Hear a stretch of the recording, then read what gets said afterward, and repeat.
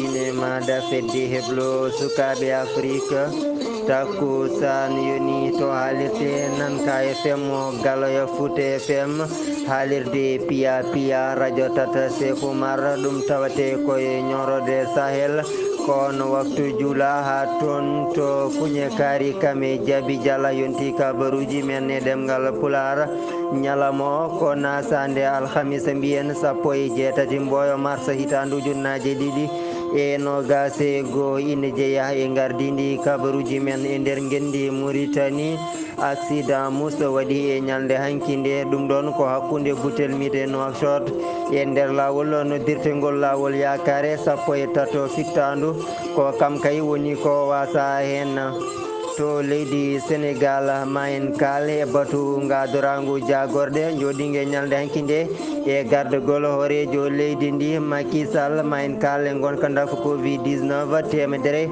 e capanɗe jeeɗiɗo e nayyo yitaɓe hesɓe e ñalawma hande o to leydi Mali tawi ko jangu waɗa boniyankoɓe mbanno e koninkoɓe gendi ndi guila ñande altinare nde hollitama ko capanɗe 3 koninke ko kam kay woni ko wasi hen fittandu muɗum kedde kumpital e nder dunde Afrique Tanzanie Burkina Faso Nigeria kame Niger jaadaten koye banno Mamadou Sara ma en jaaha toon to dowlaji dentuɗi Amérique bisimilla moon e kettugol so dettani bacciraɗi ɗi ko joni so jeyɗo ñaawi.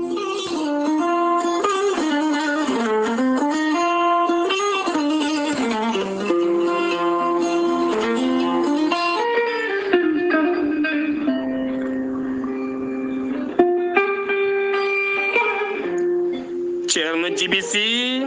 gandol lasarari laaɓaɗo ƴewgal bittuɗo leɗɗe ha heeɓi hen ko laaɓi ceerno jibisi safriyenke ngana ñabbuji cuuɗiɗi e nder ɓalli omo jogui leɗɗe ɗe ganduɗa ene safra hen banggue kene wona 13 rafi woni hen leɗɗe kadi ene safra ha 19 rafi ceerno jibisi ene jogui usula omo jogui pegge nden ka e kisal omo jogui siroji wonande ɗe yimɓe kutorto beele kadi mbawa hebde hen cellal mumen ceerno jibisi ene yawrani debbo donkuɗo ɓesnude ko noonne kadi neɗɗo gonduɗo yoga e ñabbuji teskiniɗi sa jokkodire ceerno jibisi ma heeɓe en ko ɓuuri ladde ceerno jibisi ene andina yimɓeɓe kala omo humpiti listihar kala ɗo gonɗa sa jokkodire makko ma o ƴewane ha wayno comme onon gurduno gurdam juɗɗam e kala saɗa haalnamo goƴaji maɗa sa yiiɗi hebde ceerno jibisi taweteɗo to Nouakchott lamorgo leydi Mauritanie legal bitegal annetet mbatta ko 00 222 47 22 80 84 00 222 47 22 80 84 so tawi a yi ha to leydi Mali ñooro mango ma taw toon biteɗo ceerno Samba Sy kanko ceerno jibisi omo jogui toon pharmacie makko ko on hetti hen tonggode on noon mbatta ko 00 223 90 22 94 71 siftinde on ceerno jibisi ko laaɓɗo reedu cafrowo hay so tawi joomum ari ene ardi juuɗe ɓoole hotata juuɗe ɓoole so wona on janowo hoore walla ni mbiyena mo seeɗineji mbahliti hoore muma ɗum noon mbadden dando faade ceerno jibisi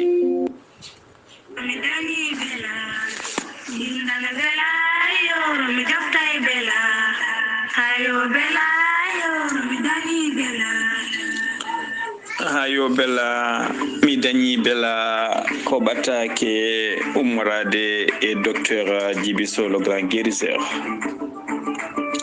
docteur Djibiso ko wittiyanke safriyanke e safaruji fina tawa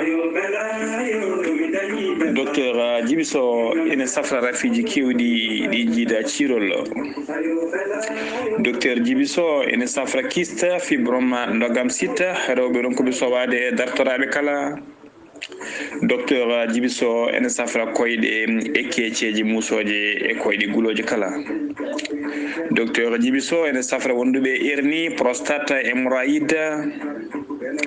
docteur Djibiso ene yawrani worɓe ustaraɓe gorago ha jippiɓe e leecce e rewɓe ustaraɓe newago kala docteur Djibiso le grand guérisseur ene andina kileneɓe mum tawateɓe to Wourossogui ha to leydi Mauritanie wonde ko ñalawma janggo altini ummoto to Dakar o ara to base makko tawateɗo to Wourossogui o waɗa ɗon yontere ha balle sappo caggal ɗum o ummo ɗon o taccamaji o fata to leydi Mauritanie to wuuro Magama docteur Djibiso ne andina dendagal bandiraɓe wonde base makko ne tawe to Dakar base makko Dakar noon tawate ɗon ko biteɗo Yahya Ɓan base makko to Wourossogui 24/24 ene marcha ɗon kadi tawate ɗon ko biyeteɗo Makky Ɓan on base ne tawe to banggue funnangue Bamule Wourossogui ko ɗon tigui tawate base le grand guérisseur docteur Djibiso so tawi ko base makko tawateɗo to Kidira tawate ɗon sokhna Nabou Ɓan tawate ɗon sokhna Nabou Ndiaye sokhna Nabou Ndiaye kañum woni to base makko tawateɗo to Kidira dendagal ɓeɗon kala noon ko humpitiɓe leɗɗe ɗe ko anduɓe golle ɗe kadi ko yimɓe makko laaɓaɓe golle ɗe ha no hannirta ni docteur Djibiso ne andina dendagal bandiraɓe wonde o heeɓi leɗɗe kese pul ummiɗo to leydi Mali ɗum noon dendagal jiɗɗo ko ɓurɗo labde yo jokkodira e docteur Djibiso le grand guérisseur mbatta 77 244 92 81 walla mbaɗa 78 353 28 92 so tawi ko yimɓe hebde banggue WhatsApp noon mbatta ko 00 223 78 85 72 47 docteur Djibiso ene wiya on safoyade ɓuuri safoyede kettode kaburuji mon e demgal pula Afrique, Asie, Europe, Amérique, Moyen-Orient, Océanie. caggal calminali ko jettoro e ñaganade on Allah jaami cellale kisal en jetti geno dokkude nattana mbawɗen jotade ɗo e yaw men weltare TV to karallagal to ko Seydou Abouba yasalirde ko musidɗo mon Amadou Alassane Dia kabaruji e demgal pular puɗɗoroɗen e guindi Mauritanie kaleni on ɗon biyeteɗo Salek Ould Ahmed tawi ko cokaɗo on ɗon de guila ñande 16 lewru mboydo gonɗen ndu kanko ne o holliri tan o saaha joni ko natanɗo tikkere hofngu juuɗe ɗum ɗon noon koto banggue jeddere ñamde saabu noon o holliti kay e kanko o taƴanano tan to banggue sokede ma prison ko duuɓi 4 ko gila noon e nder lewru mboyo hitandu ujunnaje 2 o wawno kay e weddede nder ɗin ɗon kasoji joni o kay o holliri tawi ko taƴanano ko timmi kono ha joni o heɓani to banggue wellitare nde ko ɗum kay woni sababu joni o natandemo nden ɗon tikkere e to banggue ñamde e nder ndiɗon mbadi o herima tawi ko jagorɗo kalfinaɗo ko fate ñawoje guendi Mauritanie hani ɓe hoorejo leydi ndi woni Mohamed Wuld Seck El Ghazouani ɓe mbawata wattude haqqillaji mabɓe e o saaha joni to banggue ŋakkere e ñawoje e nder guendi ndi saabu kay kankone de omo jogui hakke e wawde o saaha joni accitede o heeɓa wellitare makko saabu kay ko taƴanano ko timmi kalen e fati to banggue Covid-19 coronavirus mbiyen honon holliri jagordu cellal guendi ndi taw koye ñalawma alarba hanki o neɗɗo goto wasi fittandu mum e nder waktuji 24 e ɓennuɗi ɗi yimɓe 34 woni yitaɓe hesɓe ne gonɗen ɗo fo Covid-19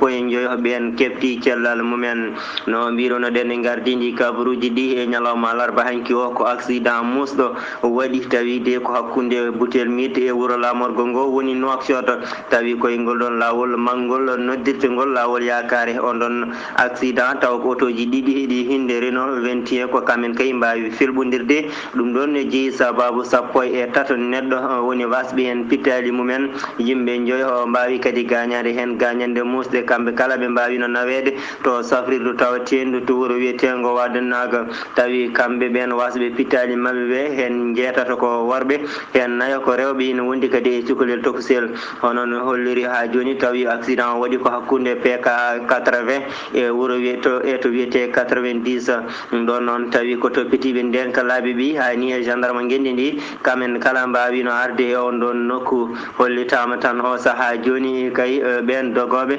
eɓe mbawi kadi dogde dogdu ɓurtudu no feewi e nder ndin ɗon mbadi hoorejo leydi Mauritanie Mohammed Wuld Segel Ghazouani wawi yaltinde hen ɓatake en caggal noon neldudemo dowuji faade ɓesguji ɓen yaltuɓe aduna ɓe ndeggeno yurmotoɓe yafoɓe kono kadi omo ñagono saaha joni wonɓe safare ɓe nde Allah rokkata ɗumen cellal no hannirta ni ko wona ɗum o yerima tawi ko ɓen sofaraɓe doknoɓe otoji ɓe yo mbattu hakkillaji kadi ɗofto kuule to banggue laabi ɗi beele wawde kadi kisal yimɓeɓe saabu tan ngol ɗon lawol noddirte ngol lawol yakare yoɓima pittali kewɗi saaha kala ko accident ji musɗi mbaɗata e ngol ɗon lawol yogaɓe no kolliri ko ɓen doknoɓe ɓe ina doga dogduji ɓurtiɗi no fewi kadi ɗoftaki to banggue ɗen ɗon kuule laabi ɗi kono kadi yogaɓe ina kollira ngol ɗon lawol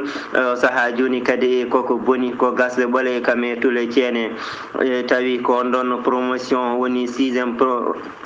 on ɗon 6e promotion officier ji tawi koto tamajor kamɓene de ɓe goni koye stage ɗum ɗon ko toon to Nouadhibou lamorgo faggudu gendi Mauritanie ñande alarba nde ɓe mbawi yillade toon to zone français mo Nouadhibou e nder hen tan ko saaha joni mbam wawde yiide ɗen ɗon golle no cifori ɓe mbawi yidirde on ɗon kolaɗo kuuɓal zone français mo Nouadhibou biyeteɗo Sidi Mouloud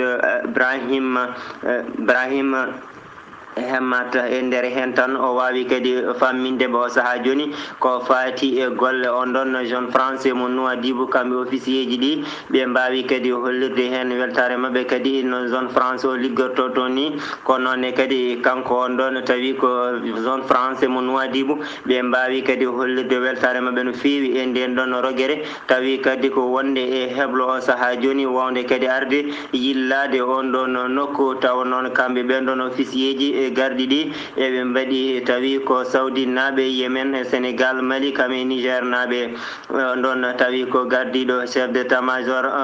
tawi ko cukko chef d'état major leydi Mauritanie on ɗon biyeteɗo général division Mouktar Bel Chaban kanko no wawi tawtorede tawi ko yewtere ɗum ɗon de ko leydi G5 Sahel joɗide e ñalawma alarbare hanki nde tawi koto banggue vision conférence manam nden ɗon jonde wona ngasa ɓe mbaɗi ɗum koto banggue ɗen ɗon karalle kese e nder ndin ɗon mbaɗi gardiɗo sembeji woni chef d'état major mo gendi français kamne kay wawi tawtorede hen ɗum ɗo noon mujiba muɗum tan ko beele o saaha joni wawde yewtidde ko fati to banggue nden ka wonande ɗen ɗon leydi G5 Sahel ciftinen tan rendi fedde G5 Sahel ko leydi Mauritanie Mali leydi Niger Burkina Faso kame leydi Tchad o saaha joni yidde mabɓe ko beele wawde rendinde doole ɗe e sembeji ɗi ngam wawde habde ɓen waɗa boniyankoɓe tampimɓe dunde Sahel nde ha joni e nder gendi Mauritanie tawide ko ɓen ɗon jiyaɓe e nder diwan to wiyete Bogué tawi noon ko Bogué Escale finoɓe toon to dunde Europe kamɓene o saaha joni ɓe mbawi wadde e ngal ɗon diddal ngal ɓe inniri fort escale ɗum ɗo noon ko beele wawde e wallude ɓen ɗon yimɓe to banggue noon e nder saaha gonaɗo saabu kay e to banggue gonka dafa Covid-19 no wayni ko ɗum ni woni sababu kamɓene ɓe ndendini doole mabɓe ɗum ɗon noon ko addude ballal mabɓe to banggue ɓamtare wuuro wiyetego Bogué tawi ardi to banggue on ɗon yuɓɓingol nden ɗon ñalde ko biyeteɗa Toumani Amadou Abdoul Diop e nder ndin ɗon mbadi ɓe mbawi hokkirde gueɗe kewɗe tawi noon ɗum ɗon koko fati to banggue kayeji bikuji crayon ngaji ngam wallide ɓen ɗon sukaɓe jangoɓe ɓe kono noonne kadi ɓe gaddi to wayno ha joni cabune ha e masque woni ɗen ɗon gueɗe cumorɗe hani e to banggue javel ɗum ɗo foof ko beele wawde kadi wallide ɓen ɗin ɗon ɓesguji e to banggue kadi caɗele dafu Covid-19 waɗi koye tawtorede ha kemmo mo falde Bogué e wondude kadi e yogaɓe toppitiɓe to banggue joɗaniɓe toon laamu ngu e yogaɓe kadi e yontaɓe tawi ko wuuro ngo ha joni e nder gendi Mauritanie tawi koye ñalde tawi koye ñalawma alarba hanki o on ɗon mennoɗo wonde jagorɗo tawi koye laamu Mohamed Wul Abdoul Aziz biyeteɗo Selmou Wul Ahmed Mouktar kankone de o toɗɗama yo ardu on ɗon port tawa ko autonome mo wiyetengo Ndiagu tawi noon ɗum ɗon de ƴetta koye pellite jonde jagorɗe e gardugol horejo leydi ndi Mohamed Wuld Seck El Ghazouani ha joni e nder gendi Mauritanie jagorɗo kalfinaɗo ko fati Njulagu kamen mbaylandi e wangotoɓe kankone ñande alarba hanki nde o holliride o saaha joni wonɓe ganduɗa nana en jirlo e nder e jeereji ɗi tawi kadi ina kollira wonde kamen ummi koto ndun ɗon jagordu wonande ɓen ɓe ganduɗa ko liggotoɓe mani ko droit de consommateur en woni gollotoɓe to banggue ƴeewoɓe ɓen ɗon gueɗe ñamateɗe wiyeteɓe inspecteur e ko nandi hen o holliti ɓen ɗon ina jaaha e nder jeereji ɗi ina punta wonande kay yeeyoɓe ɓe ina mbiya ummi koto nokku jagordu to gam hebde mumen hunde o holliri tan kamɓe kay e yimɓe tawi ko yimɓe mabɓe ɓe kamen ina laapi saabu ko famdi foof arata ko yimɓe ɗiɗo kadi ne eɓe jogui kayitaji kolliroji wonde koto jagordu to ɓe gummi kadi eɓe jogui oto tawi on ɗon oto ina waɗi mande laamu gendi Mauritanie kala goɗɗo moɓe jii mo wona e ndin ɗon mbaadi kamɓe ɓen ɗon yeeyoɓe ɓe yoɓe gandu on ɗon de ko puntowo tan. sen gummima leydi Mauritanie paɗen koto leydi Sénégal horejo leydi Sénégal Macky Sall ardima batu gadorangu jagorɗe ɗum ɗon koye ñalawma hanki o 17 lewru mboytandu ujunnaje 2021 e nder henne kadi o wawi wadde batake ɗum ɗon ko duwaw e jettor faade khalifa général de Layen Alhaji Abdoulaye Thiaw Laye koye saaha ndeɓe mawninanno lawol mabɓe 150 biwol appel Layen e nder ndin ɗon mbaɗi kadi kanko horejo leydi Sénégal o wawi wadde duwaw faade e ɓesguji leydi Sénégal ha tenki e ɓen ɗon dilloɓe pinal gendi ndi caggal ɗon ɗon biyetenoɗo Thione Blabo Seck yalti aduna e nder hen kadi o arti o saaha joni ko wura e nder gendi ndi ko fati to banggue dafu Covid-19 coronavirus mbiyen o holliri tan kanko horejo ko fati e catastrophe sanitaire o ma waw ittede e nder gendi ndi tawi ko ñande aljuma 19 e lewru mboyndu gonɗen ndu satu waktuji pecco jamma e nder hen tan o holliti noon ko wiyete ko Covid-19 coronavirus gasani e nder gendi Sénégal ɗum ɗon yo yimɓeɓe kay jokku ha joni ɗoftade tawi ko yoga e kuule ber guila noon to banggue goɗɗodiral ha ni e hutorade ko fati to banggue e ɗen ɗon cuumorɗe saabu kay e wiide makko ha joni de e Covid-19 ina tawe ɗo ɗum ɗon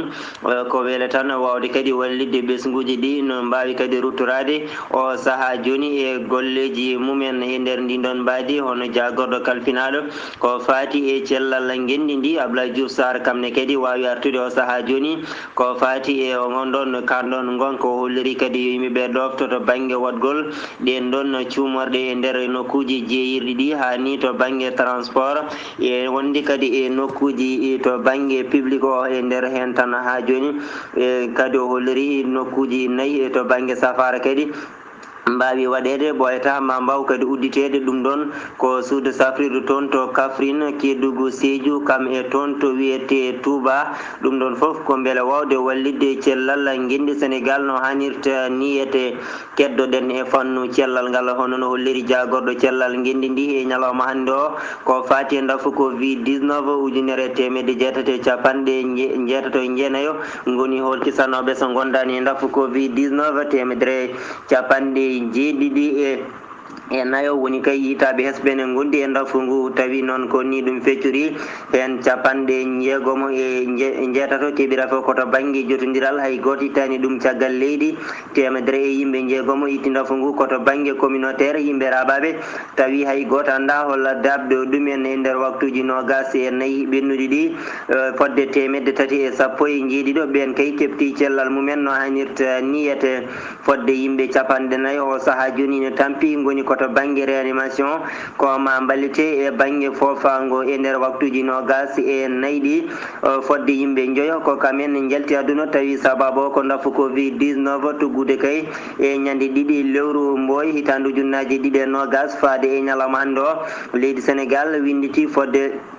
capanɗe tati e jeeɗiɗi ujunere temedde nayyi e nogas e jeetato wonduɓe dafu covid 19 taw hen capanɗe tati ujunere temedde jeegom e capanɗe nayyi e tati kefti cellal mumen temedde jeenayyi e capanɗe jeenayyi e joyo ko ɓen goni wasɓe en pittali mumen o saaha joni heddi e nder cafrori ɗi ko fodde ujunnaji ɗiɗi e temedde jeeɗiɗi e capanɗe jeetato e jeenayo goppen ko fati haala covid 19 coronavirus garen e ko banggue on ɗon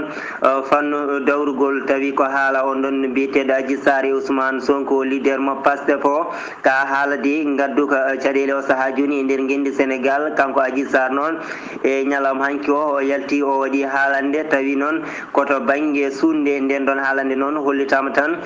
saabimo kay wadde ɗum e on ɗon fannu saabu tan ko banggue hulde wonande kisal makko ngal hono no holliri on ɗon maître El Hadji Diouf taw kay ko kam woni kujje kinantoɗomo kanko Adji Sarr ha joni de o holliri tan ko leader mo Pastef o woni Ousmane Sonko kay e yettimomo ɗum ɗon noon ko tuma kay nde tumno ɗum ko wiyete viol o holliri ni ko on kay ko yettimo ko wona lawol gotol ko fodde laabi nayyi yettimo tawi ɗin ɗon laabi nayyi foof koye dow wawnere e nder ndin ɗon mbaydi tan o holliri leader mo Pastef o kay o saaha joni sone suusi yo huccit yo ƴettu juuɗe mum kay e fawa e deftere kamil teddude nde wonda wiya kay e meeɗa yettademo so tawi on ɗon waɗi ɗum ma kankone o wawa retirde ma ittude on ɗon plainte mo fawi e dow muɗum kan ɗon haala noon ina ɓeydo addude haala kay e nder gendi Sénégal yogaɓe noon kolliti ɗum ɗon kay hono tawi ko wonanɓe Ousmane Sonko kolliri ɗum ɗon ko copier collé saabu kay nde haalande o itti ɗum tan koye haalande on ɗon biyeteɗo Idriss Seck gardiɗo conseil économique social kam e environnemental ha joni e nder gendi Sénégal to diwan biyeteɗo Kolda tawi de ko ɓen gollotoɓe to banggue cellal towgal ngal kamɓene ɓe mbaɗi ko wiyete ko greffe woni tigere hofgo juuɗe e ñalde hande nde tawi ɗum ɗon dumoto ko fodde 48 heures ko ñande sappo e jeeɗiɗi lewru mboydo gonɗen ndu ha ñande sappo e jeetati mayru e nder ndin ɗon mbaadi tan tawi eɓe namdo yoga kay o saaha joni e banggue hujjaji mabɓe hollitama noon ɓen gollotoɓe to banggue radiologie hani e yoga e nokkuji kewɗi guila noon to banggue réanimation ha e ko nande ɗum kala o saaha hande mbawi kay hofde juuɗe mumen so tawi kay golle mabɓe ɗe ma gueɗe mabɓe ɗe ƴewtidaka ɓe dartinta gonɗon tikkere hofgo juuɗe ha fodde kay 48 heures kadi ɓe mbawino wadde ɗum ɗon ko adi ɗum ni ñande nogas e tati lewru février ndu gonɗen ndu ɓe mbawino kadi wadde tikkere hofgo juuɗe ɗum ɗon dumino ko fodde 24 heures woni kay ɗin ɗon waktuji nogas e nayyi eɓe namdo wonande hujjaji mabɓe e nder jonde tawi ko jagorɗe adorande e ñalawma hanki o e gardugol horejo leydi ndi woni Macky Sall o wawi toddade biyeteɗo Amadou Bal tawi ko magistrat on noon o toddima ɗum e ñalawma hanki o kanko on ɗon